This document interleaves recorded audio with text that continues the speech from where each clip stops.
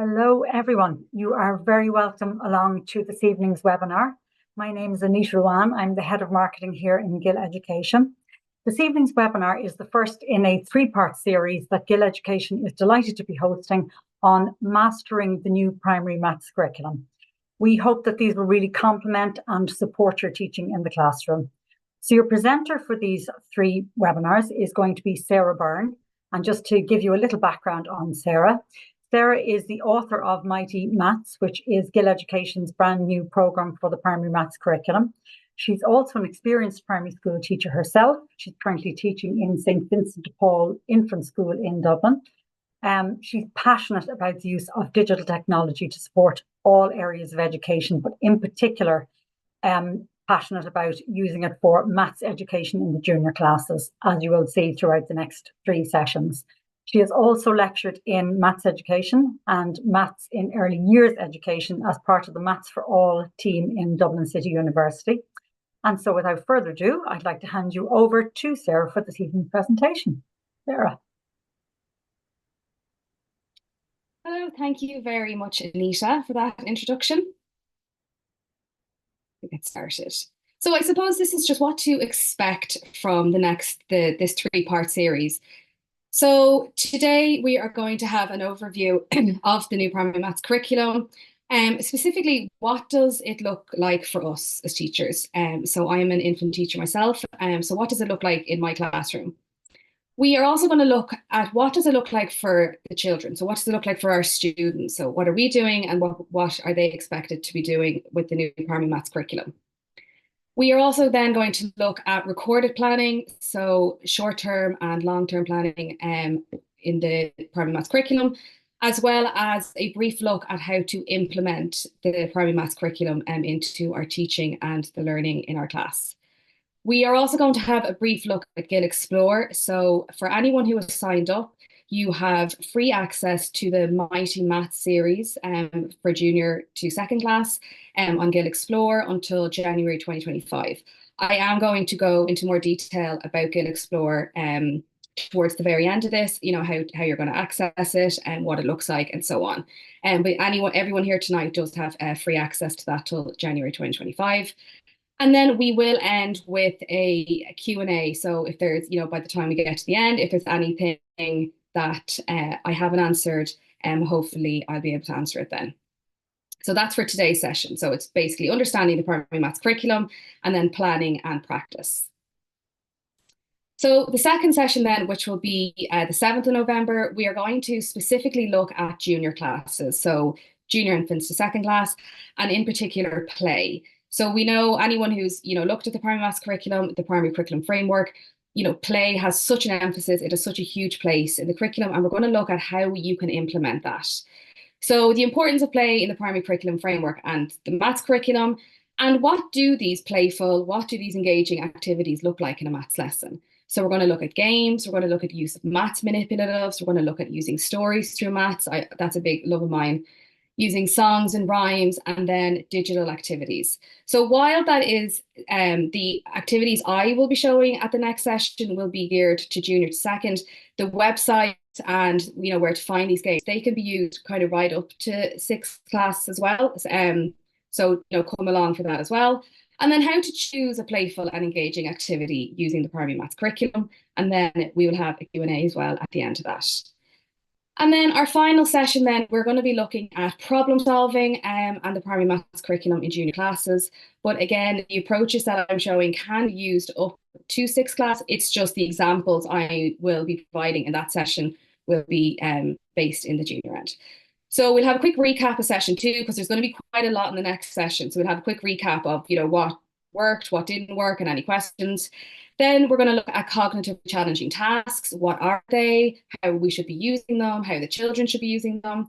We're also going to be looking at low threshold, high ceiling tasks and what their place is in problem solving and the primary maths curriculum. We're going to have a look at maths talk and how to implement that and its place in the primary maths curriculum. And then we will finish with a Q&A. So that's a brief overlook of the next 3 sessions. And once you are signed up for this, you are auto signed up for all of them. So you'll get a reminder email before each session. So at the end of this, we will have a Q&A function session. So please use the Q&A function in the bar below. I would say maybe hold off until towards the end of the session just to see, you might have a question now and I might answer it in, 10 or 15 minutes. So I will give time at the end if you want to submit a question. So I hopefully will get through those at the end of the presentation. So what is the new primary maths curriculum? So all of us should have received our first session of training at the age of last year, and I know that schools are currently involved in their second session with IJA. So it was developed in line with the primary curriculum framework. So that's the red book you might have seen out. So they were developed in line with each other. So there is a lot of overlap. So this September, so it's a 3-year phase out. Last year was the introduction year. So that's, when we started to see all about the primary maths curriculum. We had our first training session. This year then is the integration year. So it's recommended that schools start integrating the primary maths curriculum into their classrooms, into their teaching, into the children's learning, and into their recorded planning. So their short-term and their long-term planning. And then next year, so from September 2025, the hope is that we'll be immersed in it, okay? So that a lot of the things that we look at over the next 3 sessions, we will, be doing them with ease. So that's kind of the 3-year rollout that they're looking at. It endorses a very hands-on and a very play-based approach. Again, that's very much what the next session is looking at. But that's, every topic starts off with, a playful and engaging learning experience. So it's a huge emphasis on that. The primary maths curriculum also has, a big emphasis on real life examples. So we want children, the maths that they're learning in our classes, we want them to see that in real life. We want them to see, oh, okay, well, I'm learning time and, I need time for real life situations. I need counting, I need capacity. We want them to see it. Emphasis on station teaching, emphasis on group work, the use of technology. And this, again, all links back in with the primary curriculum framework as well. Big emphasis on using concrete materials, again, something that next session will focus on, and then the promotion of maths talk. So that's a very, very brief summary, just because I'm aware that all schools have had their first session. So, I didn't want to go into too much detail, but that's kind of the gist or the main points from the primary maths curriculum. So what stayed the same? So we still have our strands and we still have our strand units. So there's 5 strand units and each strand has a subset of strand units. So that's still very much the same. So we have our algebra, our data and chance, our measures, our number, and our shape and space. Anyone like me who's used to infant teaching, they'll see that early mathematical activities is gone. And it's not that the content in early mathematical activities is gone. It's just that a lot of it's now in data. So we can also see there then what's changed. So there's additional strands. So just there in the red, if you can see them there. So under algebra, we now have patterns, rules, and relationships. Under measures. So in the old curriculum, they had, weight, capacity, all of those were separate strand units. Now they're all under measuring. So they're still there, they're just under one strand unit. In number, then uses of number is a new strand unit for stage 1, which is junior and senior infants. And fractions is not new. Obviously, we had that strand unit in the 1999 curriculum, but it's now started. The reason I have it circled there is it's now started in junior infants. So in the 1999 curriculum, it didn't come in until first class, but we now teach it from stage 1. And then in shape and space, transformation is the new strand unit there. So content objectives, which we all know from the 1999 curriculum, are now called learning outcomes. So that's just, they've just changed the name of that. And then the mathematical skills, if you remember them from, I think they used to be in the teacher guidelines of the 1999 curriculum, they are now grouped into 4 elements. So it's those, see the understanding and connecting, those colorful boxes there. Communicating, reasoning, applying, and problem solving. And we're going to look at those in a few minutes. And then what else has changed? There's a big emphasis on maths talk that we spoke about and real life maths. So for us as teachers, what does this look like for us? Like what's expected of us in this? Because there's so much about the primary maths curriculum. The biggest thing that's expected of us is to implement these 5 key pedagogical practices in our classroom. Okay, so these teaching practices. These are on page 26 of the primary maths curriculum. You know, the hard copy, the green hard copy that we got? These are on page 26 of that. And what they say is that these practices, so those 5 practices there, should permeate teachers' everyday decision making about learning, teaching, and assessment of maths. So we have promoting maths talk, using cognitively challenging tasks, encouraging playfulness, emphasizing mathematical modeling, and then in the middle there we have fostering a productive disposition. So you can see as well from the image there, you know, the jigsaw, they're very much integrated into each other. And if you're doing maths talk, you might be doing playfulness. If you're using cognitively challenging tasks, you might be also doing maths talk and mathematical modeling, all the while fostering a productive disposition. So while it looks like there's a lot for us to do, and it's, you know, kind of thinking, how are we going to do these in all of our maths lessons? They are very much linked together and there's huge overlap with them. But they are on page 26 of that green book that we got. This is them in more detail. They actually have a page done out for each of them in the curriculum, and it's done. I believe anyway. I think it's done quite well. So it basically says that these practices highlight should not be considered exhaustive or hierarchical. So they're not saying, you know, maths talk should be, you know, above the rest of them, or that cognitively challenging task needs to take priority. They are also not saying that these are the only pedagogical practices that we should be doing in maths, and that if you have other pedagogical practices, absolutely include them in your maths teaching as well. There are a range of tools on the primary maths toolkit. So that's the online part. We're going to be looking at that in a while to support teachers to enact these and other pedagogical practices in their setting. The toolkit, this question comes up a lot. That, now I'm just hearing this through it now. I'm not affiliated with the curriculum or anything. That will only be online. That won't be a hard copy. So that's us. So what does it look like then for the children in our class? So what we're doing the pedagogical practices. So we're doing that jigsaw that we looked at, that image, and our children are engaging in these 4 elements. So if you look at the bottom of the screen there, these were kind of an overview of the skills in the 1999 curriculum, and they've taken those skills and they've put them into these 4 elements. So elements describe the main categories of how children learn. Okay, they're called processes in the curriculum. So this is how children learn, and that children engage in as they learn maths, and they are central to the development of children's mathematical proficiency. And you'll find more detail in these on page 13 of that book. So they're basically saying that children learn maths through understanding and connecting. They learn maths through communicating. They learn maths through reasoning and applying and problem solving. And this page is taken from, I think it is page 13. It's one of those pages in the primary maths curriculum. And again, if you look at the image in the middle, you know, that kind of jigsaw, very similar to us with our pedagogical practices.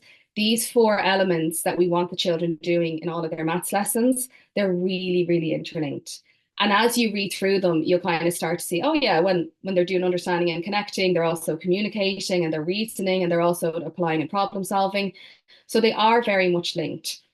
So if we had to take a look at the first one there, the understanding and connecting, it basically helps the children understand, you know, the why and how of maths. And that's a huge emphasis on in the primary maths curriculum. It encourages children to grasp the broader significance of maths and to see those connections in the world around them. Okay, so that maths isn't just, you know, something that they are doing, you know, from 10 o'clock to 10:30 in school. That what they're doing in school is also outside the world. Underneath that, then we have reasoning. So children are encouraged to explore different problem solving methods, use their maths knowledge to solve problems in flexible and effective ways, and to overall kind of deepen their understanding of maths. Then up at the top here, we've got communicating. So it's important for children to use the right language. Okay, so think back to that maths talk. Okay, so you can see how the pedagogical practices and the elements, you know, they're kind of interwoven. And a variety of tools to explain their thinking. Okay, so we already have a link back to one of the other elements. They learn better by exploring problems, and they learn better by working with each other.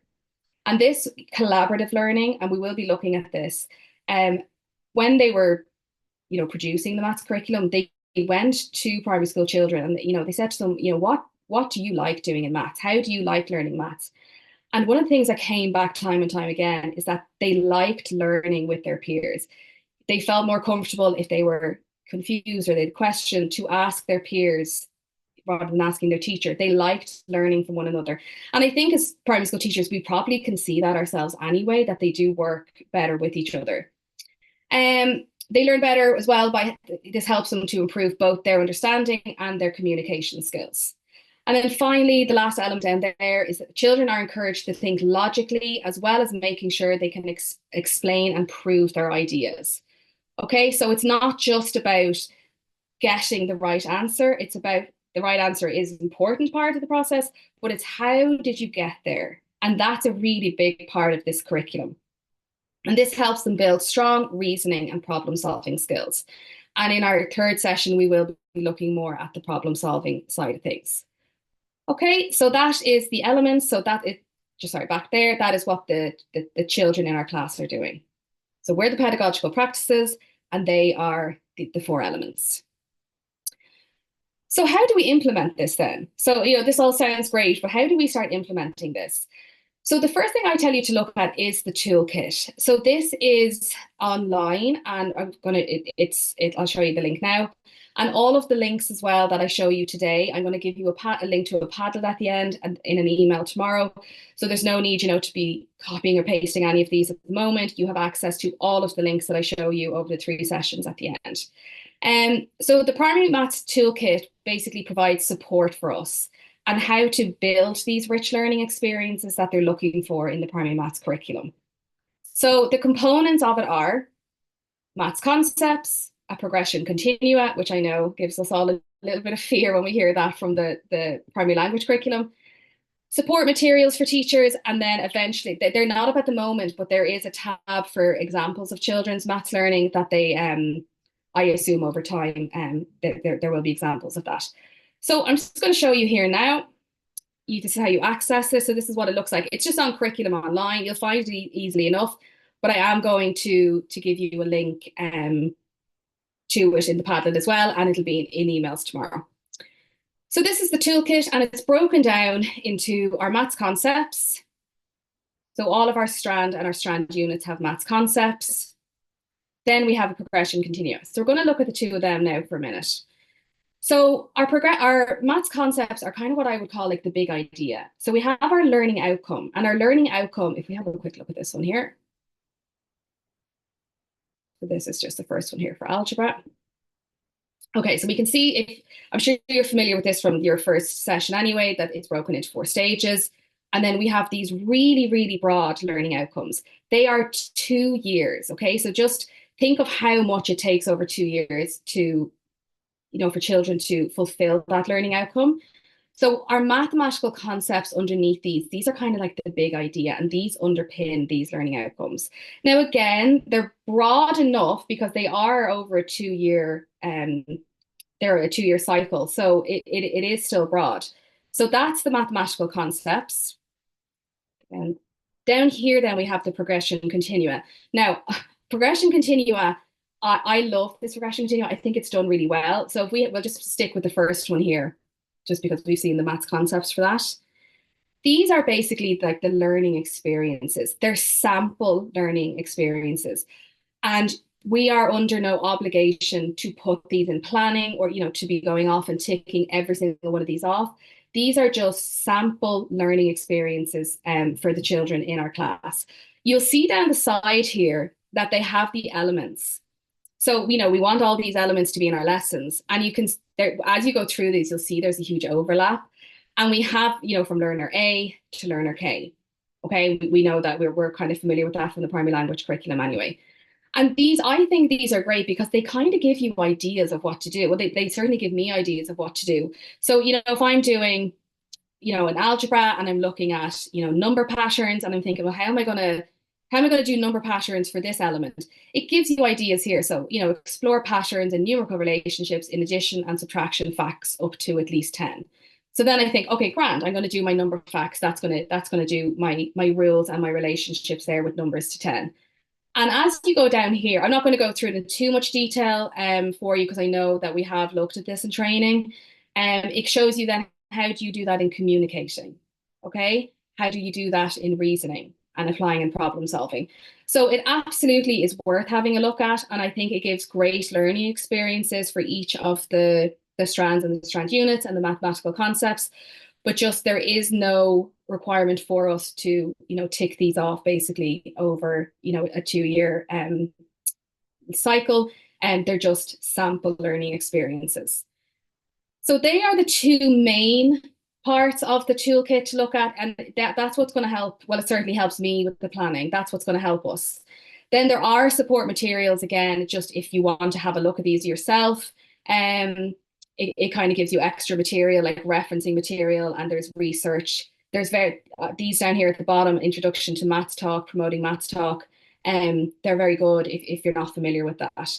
So I definitely have a look at these if you have the time. There's absolutely no need to go into all of them, but they are there, and then there will eventually be examples of children's mathematical learning. Okay, so that's the toolkit. Again, I'm sure we're familiar with it from the first training. So just to go over that then.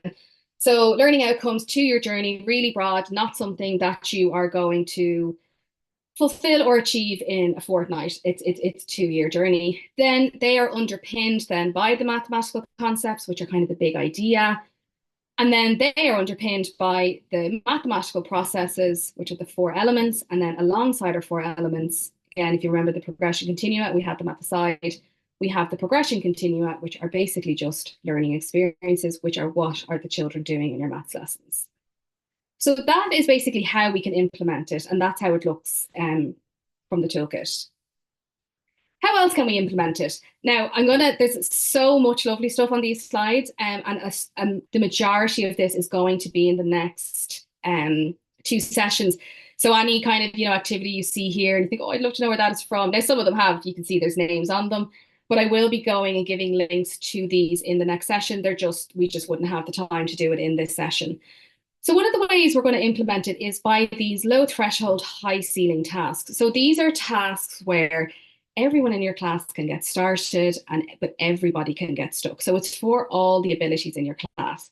So there's just an example. See that rocket one, that's just from, I think that's from the Mighty Maths first class one. And it says half of the flowers in a garden are red. What do you think this garden might look like? Now I was the author of this book, and I had actually done this low threshold, high ceiling task with a first class already. And it was just brilliant because I had so many abilities that year in maths. And, I had a child who said, well, half the flowers in the garden are red. Okay, I'm going to do 4 flowers in the garden and 2 of them are red. And he drew it, and he was absolutely correct. But then on the other side, I had a child who was way past that. And, he was going to be finished. If that was a closed question, he was going to be finished that within 2 or 3 minutes. And he decided he wanted to do 50 flowers in the garden, and he knew that half of that was 25. And we ended up figuring out how to do a key that 1 flower was equal to 10 and so on. But you can just see that all of them were involved in the same task, but they were all able to get started, and they were all able to get stuck as well. So that's what we mean by low threshold, high ceiling tasks. This is an example from IDJA. So you live next to a farm. When you look out the window one morning, you see 14 legs. What did you see? And think back to that maths talk, think back to those pedagogical practices, and you can see how much already these are linking in. So, did all of the animals on the farm have 4 legs? Does some of them have 2 legs? And the discussion that involves. Math size then. So I'm sure we're all familiar with math size. I know there's a lot of that for Maths Week at the moment. So walk around your school. Can you see a set of 7? Can you see the number 7? Can you see the word 7? This is a maths talk poster. I'll have that in the next session as well. And these posters are great because they can be used. Like I was actually using this particular one with senior infants lately, but you could absolutely use that with older classes as well.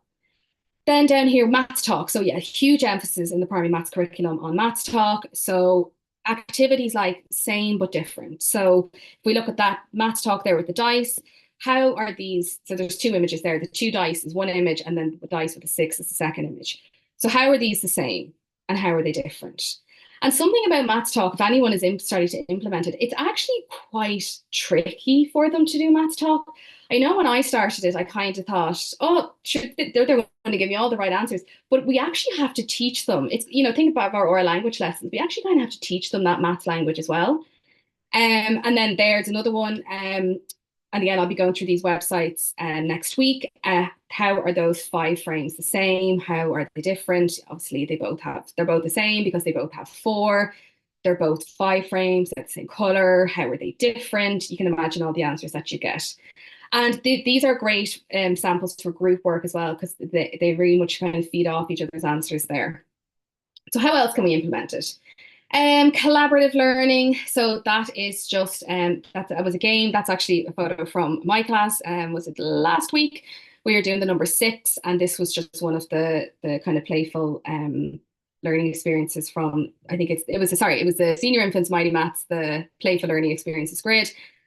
And this was just a game as a group. They had to basically match all of the numbers together, and they afterwards then they were actually finished before the timer was done, and they turned it into like a memory game, and could they remember how many of the 4s were together and so on. But like it's collaborative learning, it's playful, it's engaging, and it's just a lot of fun. Mathematical modeling then. So mathematical modeling, if you're not familiar with it, it is one of the pedagogical practices. And it's all about allowing children to show and share their maths in a way that suits them.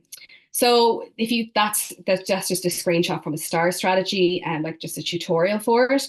But if you see that image there, and again, that's just a screenshot I took from my class at the moment.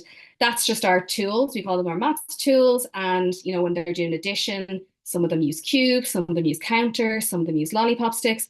It can be anything, it doesn't have to, it can be anything you have in your class, but it's allowing them to model it in a way that they want to. Some of them draw, little whiteboards. It can be paper if you don't have whiteboards. It can be whichever way, whatever you have in your class.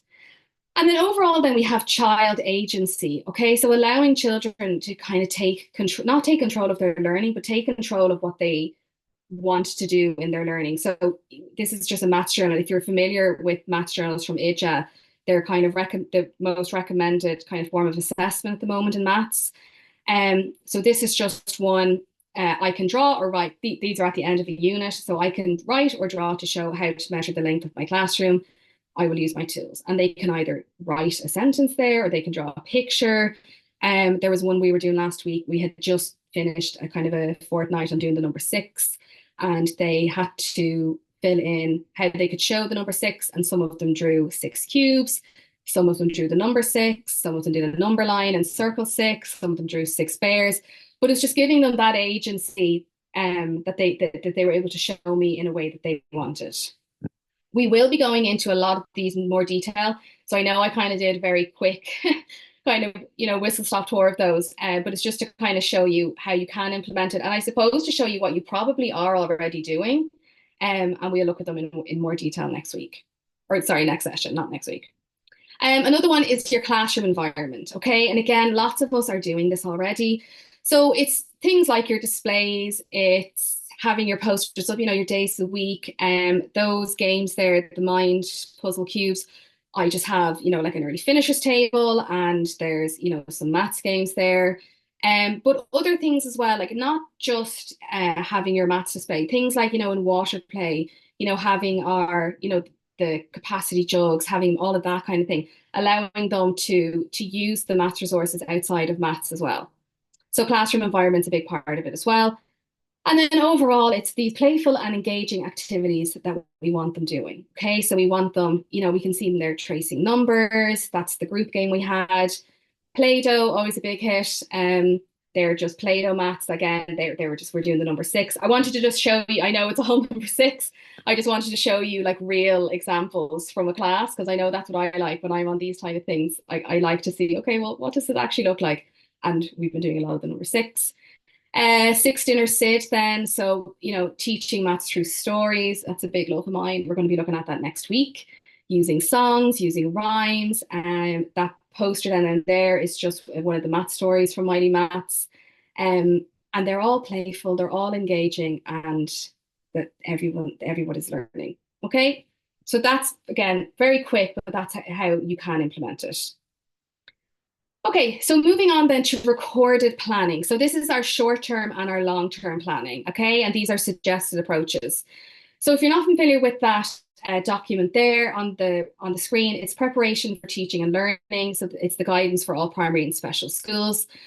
And just from that document there, and that link will be in the Padlet as well, so you don't have to go looking for it. So recorded preparation refers directly to the curriculum identifying selected learning outcomes. Now, this isn't specifically just for maths, this document, it's just for all planning. It should provide clarity on the focus of learning for children during a series of learning experiences. So your learning experiences, think back to your progression continua. Okay, so you can have a look at that if you want to. That I just took that there from page 11. Like I said, it's not specifically for maths, but obviously there's learning outcomes and focus on learning and learning experiences in the primary maths curriculum.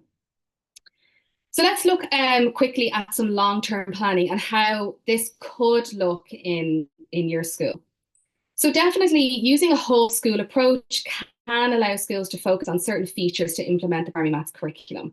So I know in my school at the moment, we're trying to focus on Maths Talk. We're trying to implement that this year.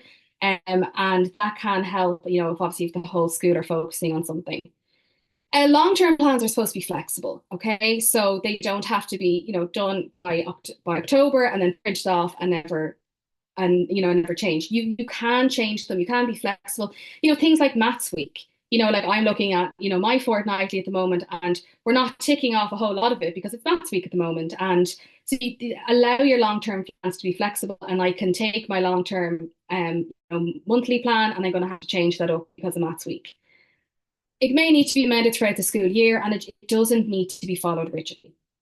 So this is a suggested approach. This is not what everyone has to do. It's just a suggested approach to your long-term plans. Outline the learning outcomes. So there again are really, really broad terms for the year. Include a range of learning experiences, that's progression continua, which they don't have to be at. It's just a suggested approach. All of your assessment practices, all of your integration with curricular subjects. And again, hopefully as I'm going through this, you're probably realizing, oh, we're already doing that. We're already integrating our curriculum subjects anyway. What whole school practices are you doing? And then classroom environments. So that's just a suggested approach. So, have a look at that and see if it suits your school. Okay, so short-term plans then. So these can be, your weekly or your fortnightly and whatever you choose to do.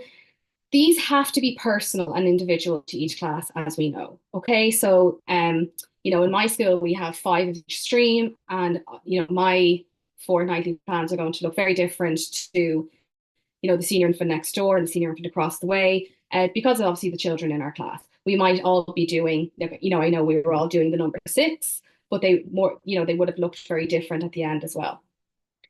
Again, a suggested approach then. So identify the learning outcome. It's going to be very broad.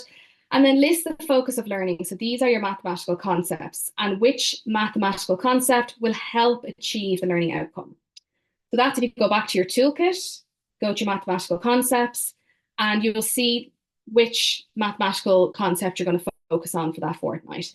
Again, it's a 2-year cycle, so you're going to be revisiting these mathematical concepts over that 2 years.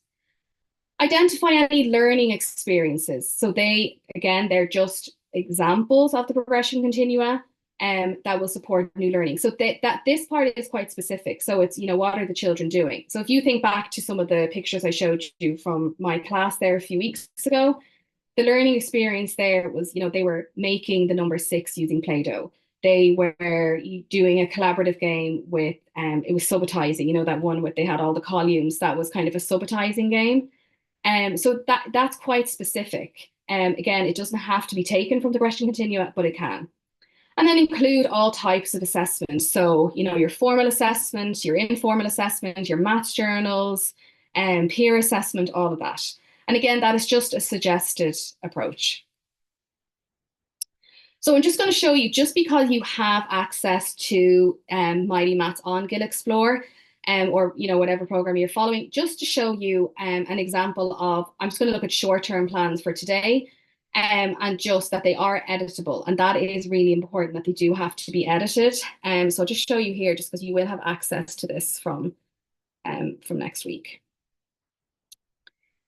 So this is your dashboard. Now, I have access to all 4 of them, but you'll have access to whatever class you have. So I'm just going to go into senior infants and then filter the short-term plans. And we'll stick with unit 2. And then it just downloads into a document. It downloads into a Word document. And hopefully you can see that open there now in Word. And then it just can be edited, because, you know, my class isn't going to look like what's on this. You can see there they have the strand unit. I'm probably going to keep that the same. I'm going to keep the learning outcome the same, elements, and the mathematical concepts I might have changed.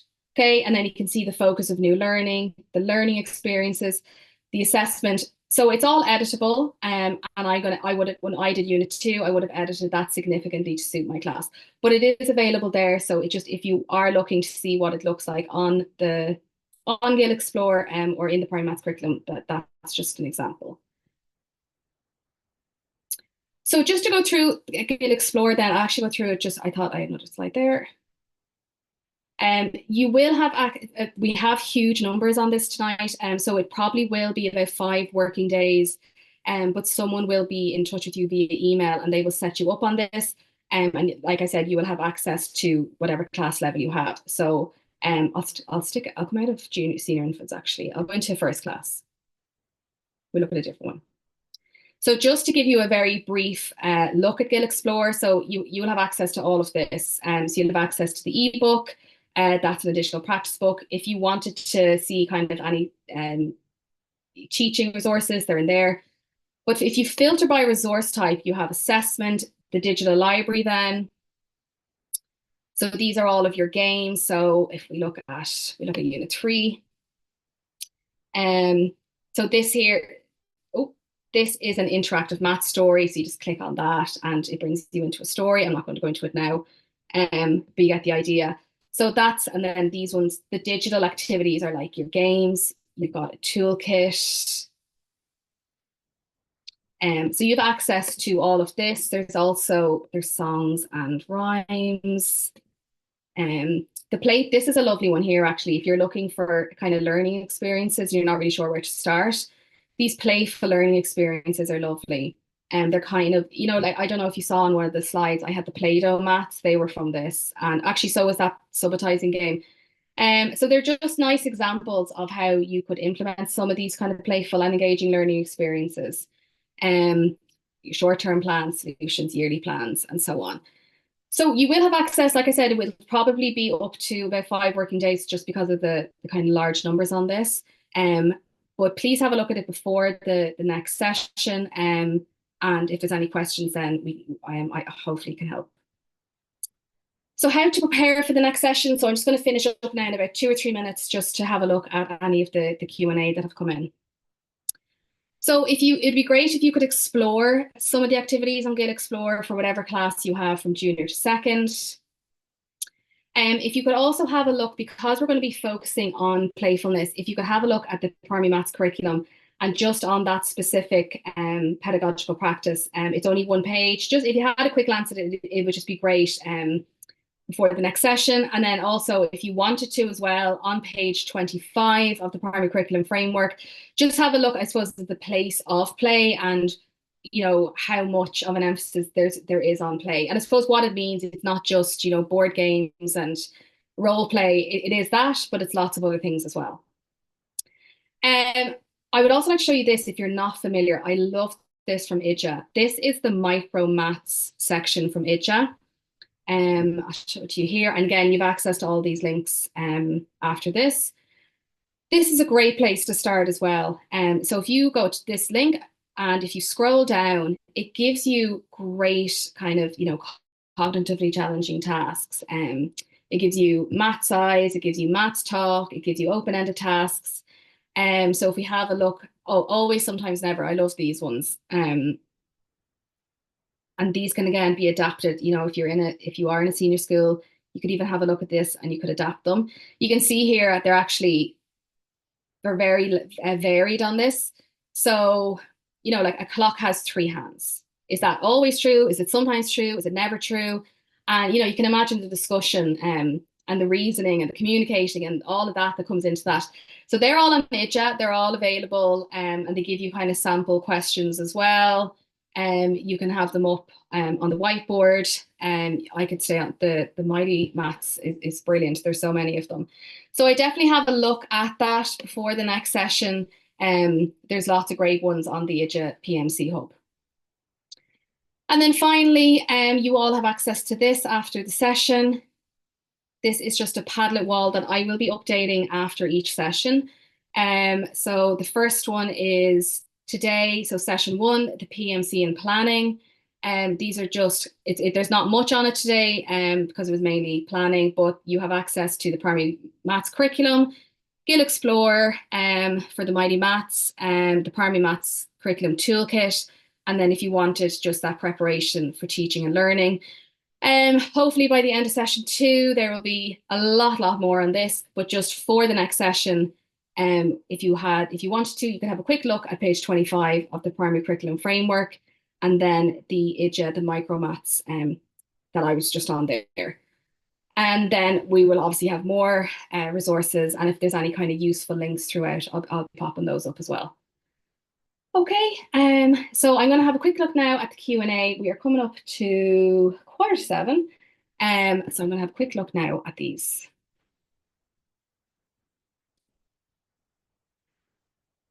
Now.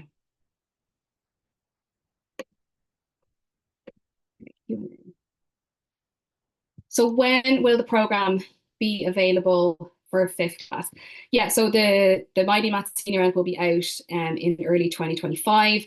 So if you keep an eye on kind of social media on Gill, but you'll see it out anyway. Will there be Mighty Maths for 3rd to 6th? Yeah, so sorry, same question as that. Anything else for there? Yeah, so for senior end. Yeah, so just keep an eye out for the senior end. Will the program be available as Gaeilge? So we're in the process. It's not. I thought that was something that was really easy to do. I thought we could just translate it, but it's actually not. It has to go to kind of like the I can't think of the name of them now, but it's kind of the Irish. There it goes to COG. Yeah, and they have to. Yeah. So we are in the process of that, but I don't think we even have a definite date on that.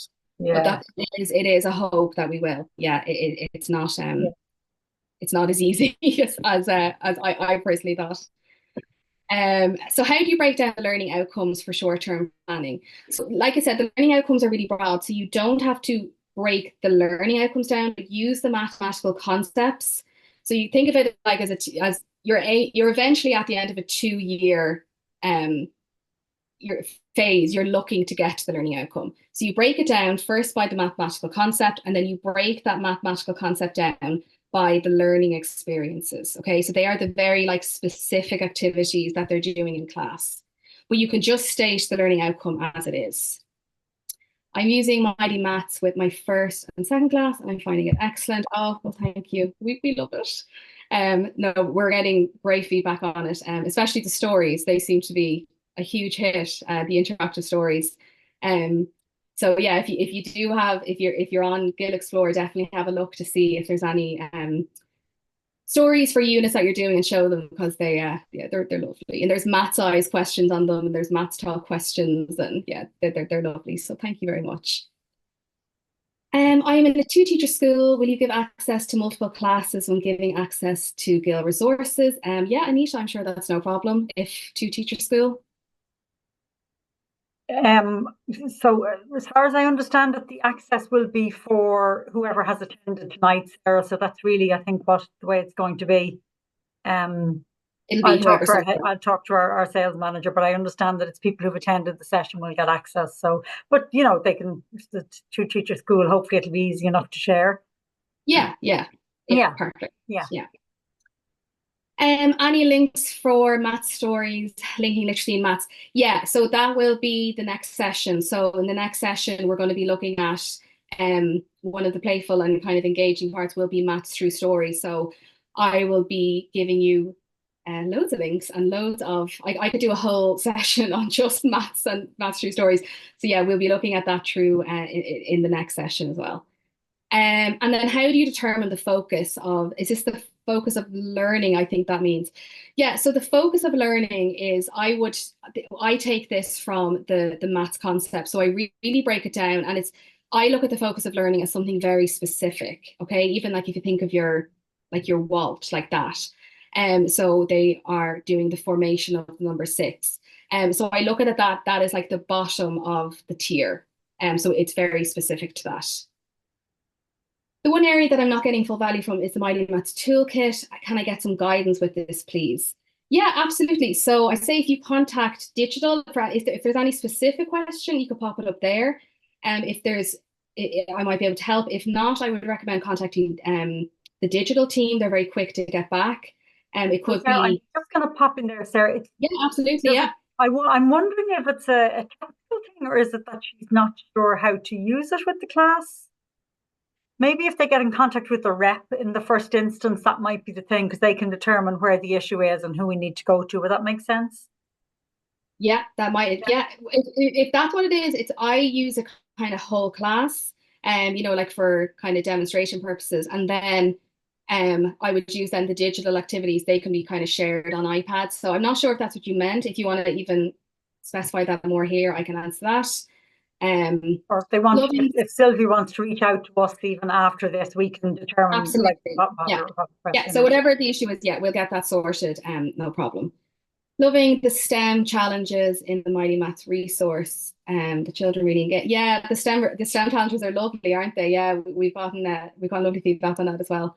STEM challenges are in the first and second class book. So you'll see them if you're looking for the STEM challenges while you have access to Gill Explore.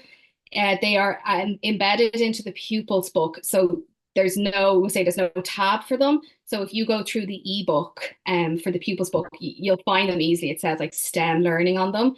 And there's some lovely activities. You could even screenshot them for the year and see how you get on with them. But yeah, they are lovely.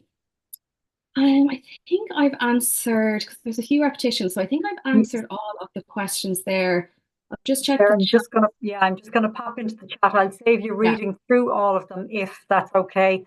So Aisling just wants to know when will the recording and the padded links be sent? Yes, you will get those in your follow-up email tomorrow, Aisling.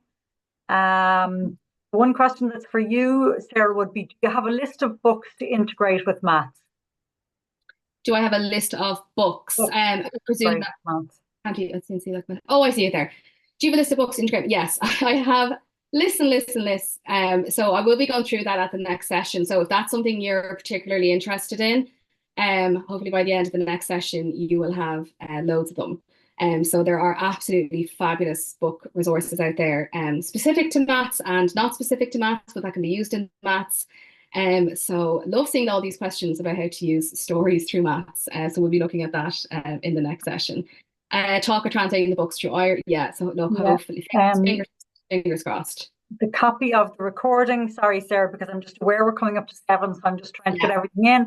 The copy of the recording of tonight's session you will have access to for 7 days. And again, that will be, I believe, in your follow-up email tomorrow as well, but you'll have access to that for the 7 days.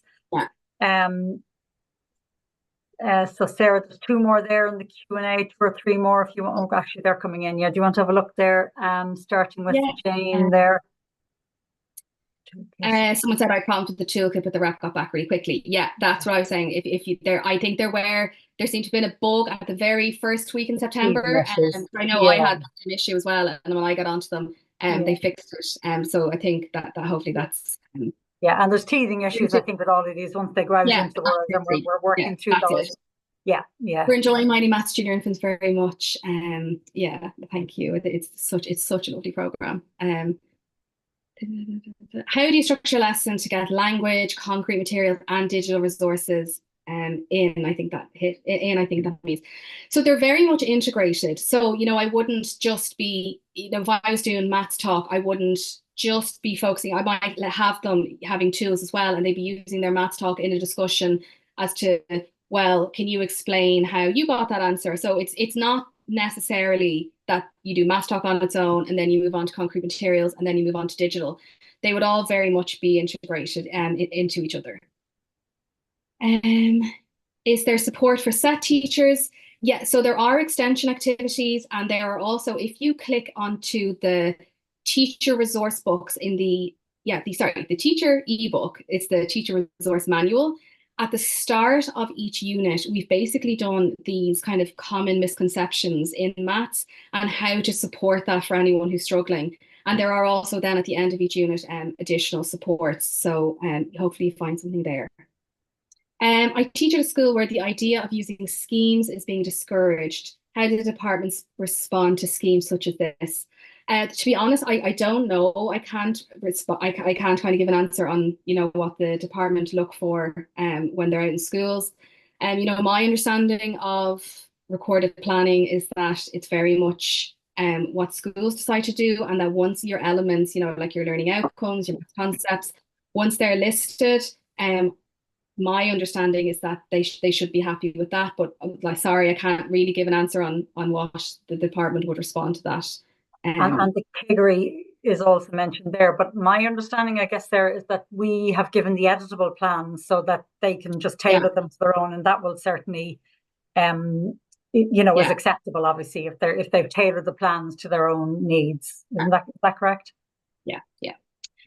Would you have back to the chat here, because I can see more is coming in here. Would you have an example of a whole school plan starting point?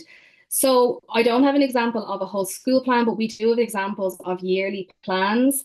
And I know in my school anyway, and I can obviously just speak for my school, is that we very much try to teach, 2D shapes across, I think we're actually all doing 2D shapes at the moment. We try to integrate, Maths Week, STEM, all of that. So I would definitely have a look at some yearly plans. And I'm not sure if you're talking about plans or policies, but if you're looking at a whole school plan, look at the yearly plans. If you're talking about a policy, we have been told there is no need to start changing your maths policy yet, but to have a look at your maths policy and see, what you're already doing, because we are already doing lots of this, and to see, what's already there.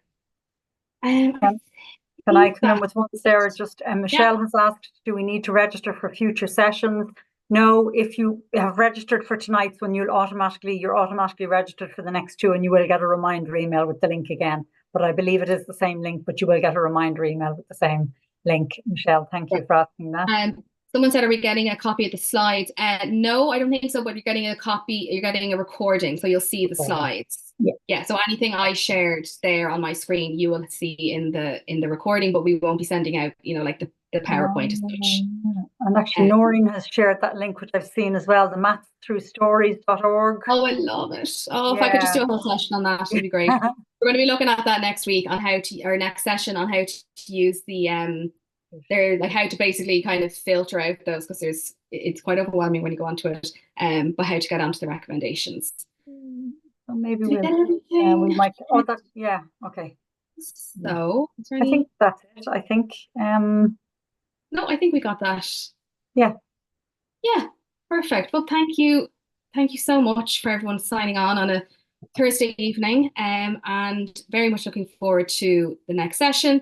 And if you know someone who, you don't have to be signed on for this session, so if you think that the next two sessions will be very useful to someone, they can absolutely still sign up. I'm right on that, Anita, haven't I? Absolutely. Oh yeah, absolutely. Yeah, definitely. Yeah.